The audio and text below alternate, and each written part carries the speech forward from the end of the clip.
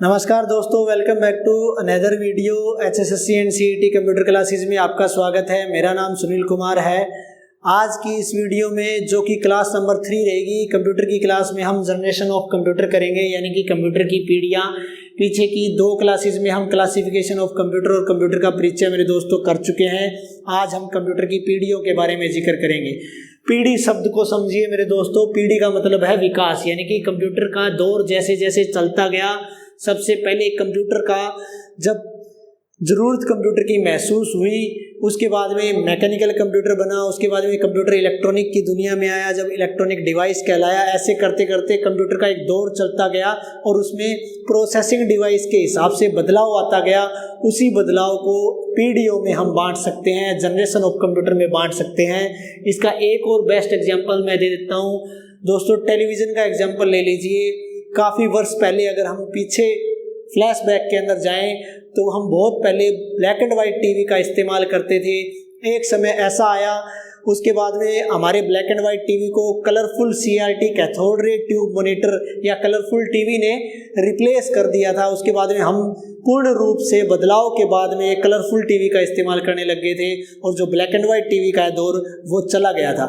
थोड़े दिन बाद या थोड़े वर्ष बाद कुछ ऐसा समय आया जो वो कैथोड रे ट्यूब मॉनिटर यानी कलरफुल टेलीविज़न थे या टीवी थे, उनको एक फ्लैट LCD या LED इन्होंने बदल दिया, या इसके बदलाव के बाद में इन्होंने कंप्लीट तरीके से उसको रिप्लेस कर दिया। तो उन कैथोड रे ट्यूब मॉनिटर यानी उन टेलीविज़न का समय चला गया और उसके बाद में LCD और LED का समय आ गया। इसी प्रकार प्रोसेसिंग डिवाइस के हिसाब से टाइम टू टाइम कुछ कंप्यूटर का दौर चलता रहा, उसके बाद में नेक्स्ट कंप्यूटर का दौर आ गया, उसके बाद में नेक्स्ट कंप्यूटर का दौर आ गया और उनमें प्रोसेसिंग डिवाइस बार बार बदलता रहा और उनको हम कंप्यूटर की जनरेशन में बांटते चले गए। इसी प्रकार कंप्यूटर की जनरेशन 5 भागों में बांटी जा सकती है। नंबर 1, 2, 3, 4, 5, यानी कि फर्स्ट जनरेशन के कंप्यूटर, सेकंड जनरेशन के कंप्यूटर, थर्ड जनरेशन के कंप्यूटर, फोर्थ जनरेशन के कंप्यूटर, फिफ्थ जनरेशन के कंप्यूटर। टोटल कंप्यूटर की 5 पीढ़ियां हैं मेरे दोस्तों। 500 पीढ़ियां मैंने यहाँ पे बोर्ड पे लिख दी है। सबसे पहले हम फर्स्ट जनरेशन के कंप्यूटर के बारे में डिस्कस करेंगे। तो फर्स्ट जनरेशन के जो कंप्यूटर हैं, इनका जो दौर रहा था, जो टाइम पीरियड रहा था, वो 1940 से लेकर के 1956 तक रहा था। कुछ बुक्स के अंदर आपको 1942 से लेकर के 1956 तक का टाइम भी मिल जाएगा। मेरे दोस्तों, बहुत से बच्चे ऐसे होते हैं उनके अंदर जो फर्स्ट जनरेशन से लेकर के 5th जनरेशन तक के कंप्यूटर के अंदर जो ये टाइम पीरियड होता है ना, सन होता है, इसके बारे में कन्फ्यूज़न रहता है। आज मैं आपका ये कन्फ्यूज़न दूर कर दूंगा, क्योंकि अलग अलग बुक में, चाहे अरिहंत की उठा लो, ल्यूसेंट की उठा लो, यूनिक पब्लिकेशन या कोई भी XYZ पब्लिकेशन की बुक उठा लो, आपको कहीं ना कहीं ये डिफरेंस देखने को मिल ही जाएगा। इस डिफरेंस को मैं समझा देता हूँ। जैसे कि हम 5th जनरेशन या 5G का एग्जाम्पल ले लेते हैं। भी आजकल 5G का दौर चल रहा है, 5th जनरेशन के मोबाइल भी डेवलप हो रहे हैं। इसके अलावा ISP जो इंटरनेट सर्विस प्रोवाइडर है, like BSNL, idea, Airtel, other जो भी है, उनके अंदर भी 5G की जो है विकासशील है या उसको विकसित करने का दौर चल रहा है। अब 5th जनरेशन का दौर चल रहा है तो कोई ज़रूरी नहीं है अभी सभी जगह पूरी दुनिया के अंदर, होल वर्ल्ड का एग्जांपल ले लीजिए, पूरी दुनिया का एग्जांपल ले लीजिए। पूरी दुनिया के अंदर ज़रूरी नहीं है 5th जनरेशन है जो मोबाइल की या सिम की वो एक साथ विकासशील हो जाए या फिर विकसित हो जाए, डेवलप हो जाए। तो कहीं पे तो मान लीजिए कि मैं एग्जांपल ले लेता हूँ 2 कंट्री का भी, इंडिया का और बांग्लादेश का ले लेता हूँ। इंडिया और बांग्लादेश। अब जैसे कि मान लेता हूँ कि भी 5G इंडिया के अंदर तो आगे 2021 में और बांग्लादेश में टाइम लग जाए, मान लीजिए इंडिया के बाद में 2023 तक पूर्ण रूप से बांग्लादेश में 5G आ जाए और इंडिया में पूर्ण रूप से 2021 में आ गई। तो यहाँ पे साल का डिफरेंस देखो, दोनों जगह 2 साल का डिफरेंस हो गया। तो कंप्लीट पूरी दुनिया की बात आई है तो हम नहीं कह सकते भी पूरी दुनिया में 2021 में आ गया, 2023 में भी नहीं कह सकते, क्योंकि हो सकता है बांग्लादेश के बाद में कोई दूसरा देश हो जिसके अंदर 2023 के बाद में भी 5th जनरेशन डेवलप हुई हो। तो इसी प्रकार जनरेशन का खेल है मेरे दोस्तों। जनरेशन जो है वो कंप्लीट जनरेशन के जो कंप्यूटर है वो पूरी दुनिया में उस सन के अकॉर्डिंग जो है डाटा है वो कंक्लूडेड डाटा नहीं है कि पूरी दुनिया के अंदर फिफ्थ जनरेशन के कंप्यूटर इस समय के दौरान आ गए थे। बाकी सही सन इसको माना जाता है 1940 से लेकर के 1956 तक। कुछ बुकें 1942 से 56 तक भी कहती है। इसके अलावा अगर क्वेश्चन भी एग्जाम के अंदर आता है तो बहुत ही कम 1% चांस होते हैं कि जनरेशन के सन के बारे में आपसे क्वेश्चन पूछेगा। अगर पूछ भी लेगा तो आपको एक सन देगा, दोनों मल्टीपल सन नहीं देगा, जो आपको ऑप्शन के अंदर पजल कर दे या फिर कंफ्यूज कर दे। तो जो फिफ्थ जनरेशन वाला एग्जांपल मैंने दिया है, इसी प्रकार ईयर का हेरफेर यहाँ पे देखा गया था। तो ये डाटा कंक्लूडेड ना होने की वजह से कुछ बुक तो ये छाप देती है, कुछ बुक ये छाप देती है, इसलिए इस पे ज़्यादा कंफ्यूज होने की ज़रूरत नहीं है। 1940 से 1956 ज़्यादातर बुक मानती हैं, तो आप इसको ज़्यादा याद रखें, इसको इतना याद रखने की ज़रूरत नहीं है, कुछ बुक इसको मानती है।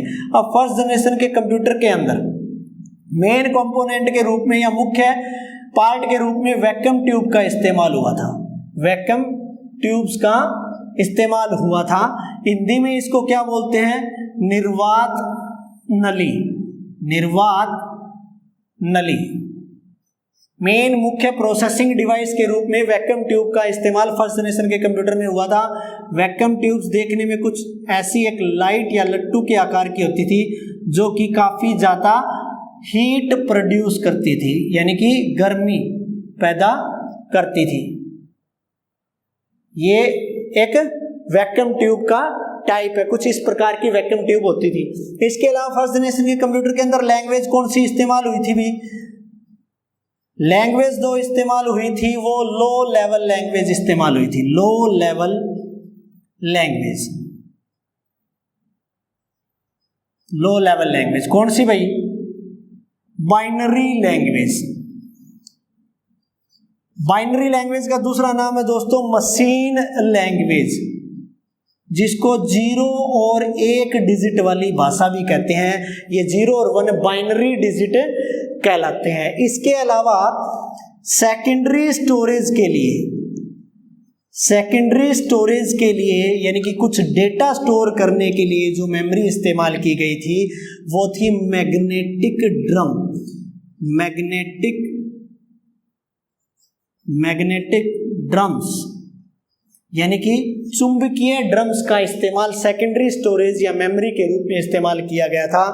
फर्स्ट जनरेशन के कंप्यूटर को इनपुट प्रोवाइड करवाने के लिए, इनपुट देने के लिए पंच्ड कार्ड का इस्तेमाल किया गया था। पंच्ड कार्ड का इस्तेमाल किया गया था फर्स्ट जनरेशन के कंप्यूटर को इनपुट देने के लिए। पंच्ड कार्ड किसने बनाए थे भाई?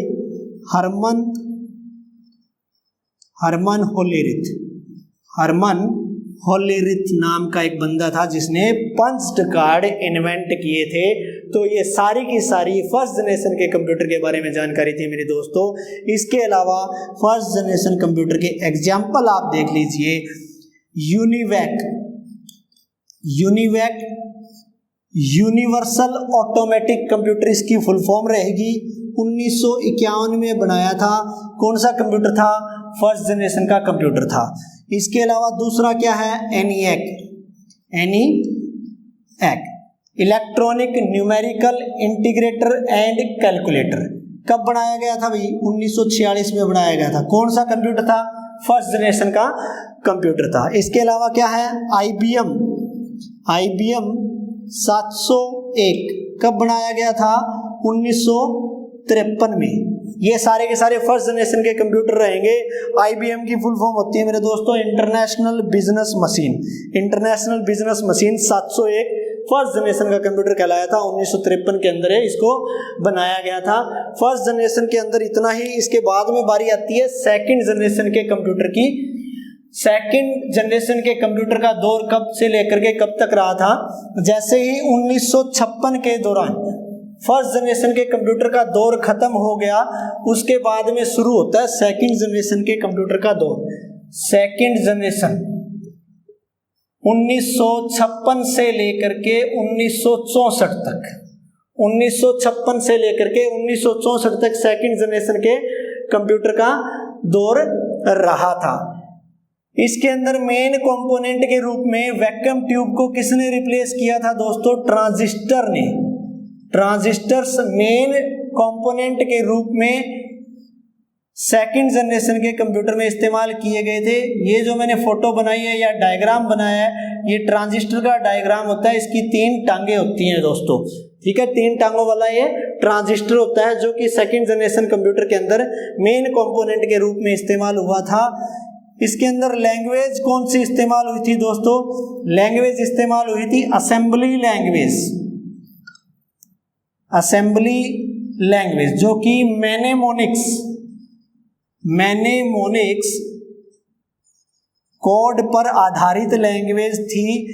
इसके कुछ मैनेमोनिक कोड होते थे, उनको बदलना पड़ता था बाइनरी या मशीन भाषा के अंदर, बाइनरी या मशीन भाषा के अंदर, क्योंकि बाइनरी या मशीन लैंग्वेज जो 0 और 1 वाली लैंग्वेज है वही कंप्यूटर अंडरस्टैंड करता है। लैंग्वेज ट्रांसलेटर की हेल्प से असेंबली को मशीन लैंग्वेज या बाइनरी लैंग्वेज में बदला जाता था। उसके बाद में सेकंड जनरेशन के कंप्यूटर या कोई भी जनरेशन के कंप्यूटर इसको समझ पाते थे, क्योंकि सभी कंप्यूटर किसी भी जनरेशन का हो वो बाइनरी या मशीन लैंग्वेज ही अंडरस्टैंड करता है। इसके अलावा सेकंड जनरेशन के कंप्यूटर जो है उनका एग्जाम्पल है PDP-8, PDP-8। इसके अलावा IBM 1401, IBM 7099, ये सेकंड जनरेशन कंप्यूटर के एग्जाम्पल रहेंगे। कहीं ना कहीं असेंबली लैंग्वेज इस्तेमाल होने के साथ साथ हम कह सकते हैं हाई लेवल लैंग्वेज का आगाज भी या इसकी शुरुआत भी सेकंड जनरेशन कंप्यूटर से दोस्तों हो चुकी थी। तो सेकंड जनरेशन कंप्यूटर के एग्जाम्पल, लैंग्वेज और कौन सा main core part, transistor core part या मुख्य पार्ट के रूप में इस्तेमाल किया गया था। हाई लेवल लैंग्वेज की इसके अंदर शुरुआत हो चुकी थी। इसके बाद में टाइम आता है थर्ड जनरेशन के कंप्यूटर। थर्ड जनरेशन के कंप्यूटर का समय कब स्टार्ट होता है? जब 1964 में दौर खत्म हो गया था सेकंड जनरेशन के कंप्यूटर का। उसके बाद में 1964 से लेकर के 1971 या फिर कुछ बुक बोल देती है 75 तक थर्ड जनरेशन के कंप्यूटर का दौर रहा था। इसके अलावा इसके अंदर मेन मुख्य कंपोनेंट के रूप में क्या यूज हुआ था? इंटीग्रेटेड सर्किट, जिसको हम IC बोलते हैं, जो किसकी बनी हुई होती है? सिलिकॉन धातु की बनी हुई होती है। इसकी फुल फॉर्म क्या बताई मैंने? Integrated circuits, integrated circuits. अब ये इंटीग्रेटेड सर्किट किसने बनाई थी दोस्तों? ये 12 सितंबर 1958 को जैक किल्बी ने इसको इन्वेंट किया था। जैक किल्बी नाम का एक बंदा था, उसने इसको इन्वेंट किया था। इसके साथ में अगर इंटीग्रेटेड सर्किट की बात की जाए तो जैक किल्बी के साथ में हम नाम जोड़ देते हैं रॉबर्ट नॉइस का भी। रॉबर्ट नॉइस का भी इंटीग्रेटेड सर्किट में भागीदारी थी उस दौरान, जब इंटीग्रेटेड सर्किट 12 सितंबर 1958 को जैक किल्बी के द्वारा इन्वेंट किया गया था। इसके अंदर हाई लेवल लैंग्वेज का इस्तेमाल हुआ था। हाई लेवल लैंग्वेज का इस्तेमाल हुआ था किस प्रकार की? जैसे कि एल्गोल होगी, फोल्ट्रान, इस प्रकार की, कोबोल, इस प्रकार की हाई लेवल लैंग्वेजेस का इस्तेमाल आपके थर्ड जनरेशन के कंप्यूटर के अंदर किया गया था। इसके अलावा एक मुख्य बात इसके अंदर दोस्तों ये भी है कि थर्ड जनरेशन के कंप्यूटर के दौरान कंप्यूटर नेटवर्क की शुरुआत हुई थी। कंप्यूटर नेटवर्क की शुरुआत हुई थी। अब कंप्यूटर नेटवर्क के बारे में मैं आपको बता देता हूँ, जिसने भी इंटरनेट का टॉपिक पढ़ा है तो इंटरनेट जो बनाया था वो ARPA ने बनाया था। अभी ARPA एजेंसी थी ये अमेरिका की, advance research project agency of USA। इसने 1969 के अंदर पहली बार कामयाबी हासिल करी थी। USA में यूनिवर्सिटी ऑफ कैलिफोर्निया और यूनिवर्सिटी ऑफ उता और एक थर्ड लोकेशन और थी जो USA में ही थी। इन 3 लोकेशन के अलग अलग कंप्यूटर को एक नेटवर्क में जोड़ लिया था, तो ये 1969 का टाइम पीरियड है, 1964 और 71 के बीच में आता है। इसलिए कंप्यूटर नेटवर्क की शुरुआत थर्ड जनरेशन के कंप्यूटर के दौरान मानी जाती है। अब थर्ड जनरेशन कंप्यूटर के एग्जाम्पल क्या है? हनीवेल हो गया, हनीवेल 6000 सीरीज, IBM 360 सीरीज, ये थर्ड जनरेशन कंप्यूटर के एग्जाम्पल रहेंगे दोस्तों। इसके अलावा मैंने हाई लेवल लैंग्वेज के बारे में बता ही दिया। थर्ड जनरेशन कंप्यूटर में इतना ही। इसके बाद में फोर्थ जनरेशन कंप्यूटर की बारी आती है। जैसे ही 1971 या 75 तक थर्ड जनरेशन के कंप्यूटर का दौर खत्म हुआ, उसके बाद में दौर स्टार्ट हो जाता है 1971 या 75 से वर्तमान तक फोर्थ जनरेशन के कंप्यूटर, वर्तमान तक यहाँ पे फोर्थ जनरेशन के कंप्यूटर का ये दौर रहा था 1971 या 75 से वर्तमान तक। इसके अंदर भी आईसीज का इस्तेमाल हुआ था। किस लेवल पे हुआ था? Very large scale integration level पे हुआ था, VLSI, very large scale integration level पे आईसीज का समूह बना के एक चिप बना दी गई थी। उस चिप को क्या बोला जाता है? Micro processor. माइक्रो प्रोसेसर का इस्तेमाल फोर्थ जनरेशन के कंप्यूटर के अंदर दोस्तों किया गया था। फोर्थ जनरेशन के कंप्यूटर के अंदर हाई लेवल लैंग्वेज का इस्तेमाल हुआ था, लाइक फोर्ट्रान लैंग्वेज, फोर्ट्रान, और इसके अलावा पास्कल लैंग्वेज। इस प्रकार की हाई लेवल लैंग्वेज का इस्तेमाल फोर्थ जनरेशन कंप्यूटर के अंदर किया गया था। फोर्थ जनरेशन कंप्यूटर के एग्जाम्पल मैं आपको बता देता हूँ। एप्पल मैकिंटोश, ये फोर्थ जनरेशन कंप्यूटर का एग्जाम्पल रहेगा। इंटेल 4000 4444 चिप, ये आपके फोर्थ जनरेशन कंप्यूटर के एग्जाम्पल रहेंगे दोस्तों। इसके अलावा एक सुपर कंप्यूटर था, अमेरिका के द्वारा बनाया गया था, सुपर कंप्यूटर था जिसका नाम है क्रे, CRAY, क्रे 1। ये भी फोर्थ जनरेशन कंप्यूटर से निकला हुआ कंप्यूटर है, फोर्थ जनरेशन कंप्यूटर की कैटेगरी के अंदर आता है दोस्तों। इसके अलावा लास्ट एंड फाइनल जनरेशन या PD है हमारी कंप्यूटर की, fifth generation. Fifth generation computer का दौर कब शुरू हुआ? इसका कोई पर्टिकुलर सन नहीं है, वर्तमान में विकासशील पीढ़ी मानी जाती है। जो फिफ्थ जनरेशन है ये वर्तमान में चल रही है। वर्तमान में विकासशील पीढ़ी कौन सी है? विकासशील।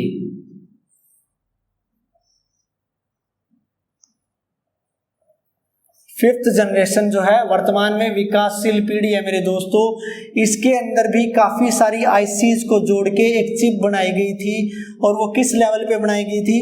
Ultra large scale integration. जहाँ पे फोर्थ जनरेशन कंप्यूटर की बात करी जाए वो वेरी लार्ज स्केल इंटीग्रेशन पे था, ये अल्ट्रा लार्ज स्केल इंटीग्रेशन पे था। और वो चिप इसमें भी क्या कहलाई है? Micro processor. यानी कि हमारे फोर्थ जनरेशन के कंप्यूटर हो चाहे आपके फिफ्थ जनरेशन के कंप्यूटर हो जो वर्तमान में चल रहे हैं, वर्तमान में हम फिफ्थ जनरेशन पे भी काम कर रहे हैं और फोर्थ जनरेशन कंप्यूटर भी इस्तेमाल कर रहे हैं, दोनों में माइक्रो प्रोसेसर का इस्तेमाल होता है। फिफ्थ जनरेशन के अंदर अल्ट्रा लार्ज स्केल बेस पे होता है, फोर्थ में वेरी लार्ज स्केल पे होता है, वेरी लार्ज स्केल इंटीग्रेशन पे होता है। बस यही डिफरेंस है इसके अंदर। तो ये वर्तमान में विकासशील पीढ़ी है, अल्ट्रा लार्ज स्केल इंटीग्रेशन याद रखना, माइक्रो प्रोसेसर इस्तेमाल होते हैं। एग्जाम्पल इसके क्या है? AI, artificial intelligence. आर्टिफिशियल का मतलब होता है कृत्रिम, इंटेलिजेंस का मतलब होता है बुद्धि, कृत्रिम बुद्धि। यानी कि कृत्रिम बुद्धि किस में डाली जा सकती है? जैसे कि रोबोटिक्स, रोबोट मशीन जो होती है, यानी कि जो अपने आप से सोच के प्राकृतिक बुद्धि की तरह, उसको कृत्रिम बुद्धि बोलते हैं, आर्टिफिशियल इंटेलिजेंस। तो रोबोटिक्स किसका एग्जांपल है? फिफ्थ जनरेशन के कंप्यूटर का एग्जांपल है। तो फर्स्ट जनरेशन से लेकर के फिफ्थ जनरेशन तक के कंप्यूटर कंप्लीट तरीके से मैंने आपको दोस्तों समझा दिए हैं। एक बारी रिकैप में ले चलता हूँ आपको। फर्स्ट जनरेशन 1940 से 56, सेकेंड जनरेशन 56 से 64, ये थर्ड जनरेशन कंप्यूटर 64 से 71 या 75, ये 71 या 75 से वर्तमान तक, और ये वर्तमान समय में विकासशील पीढ़ी है। इसमें वैक्यूम ट्यूब मेन डिवाइस के रूप में इस्तेमाल किया गया था। इसमें ट्रांजिस्टर आ गए, इसके अंदर आईसी आ गई, इंटीग्रेटेड सर्किट जो कि सिलिकॉन धातु की बनी हुई होती है। बनाई किसने थी? जैक किल्बी और रॉबर्ट नॉइस ने 12 सितंबर 1958 के दौरान। इसके बाद में फोर्थ जनरेशन के अंदर आईसी का एक समूह बना के चिप बना दी गई, उसको माइक्रो प्रोसेसर बोला गया, जो कि very large scale integration based पे था। उसके बाद में लास्ट जनरेशन में फिफ्थ जनरेशन के अंदर अल्ट्रा लार्ज स्केल इंटीग्रेशन पे आईसी का इस्तेमाल किया गया, जिसको एक छोटी चिप का रूप दिया गया, वो माइक्रो प्रोसेसर कहलाया अल्ट्रा लार्ज स्केल बेस पे। तो ये 5 की 5 जनरेशन कंप्लीट तरीके से होप सो आपको समझ में आ गई होगी दोस्तों। तो ज़्यादा से ज़्यादा इस वीडियो को शेयर कीजिए अपने दोस्तों के साथ में, वीडियो को लाइक करना ना भूलें दोस्तों, और साथ के साथ मेरा यूट्यूब चैनल सब्सक्राइब कर लें, ताकि आगे भी आपके लिए ऐसी ही कंप्यूटर की ज़बरदस्त क्लासें मैं लेकर आता रहूं। Thanks for watching the video. नई वीडियो के अंदर आपको फटाफट मिलते हैं। धन्यवाद दोस्तों।